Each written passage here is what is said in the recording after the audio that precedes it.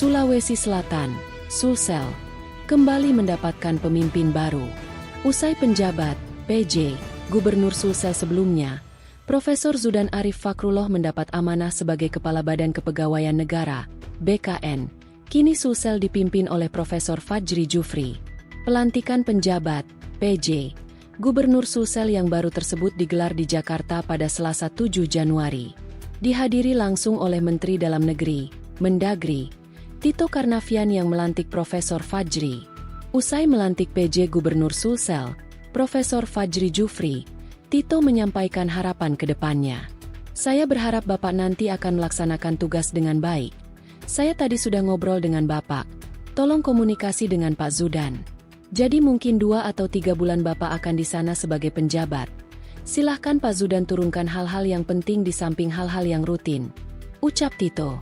Ia juga mengungkapkan alasan dipilihnya Profesor Fajri Jufri untuk memimpin Sulsel selama beberapa bulan ke depan.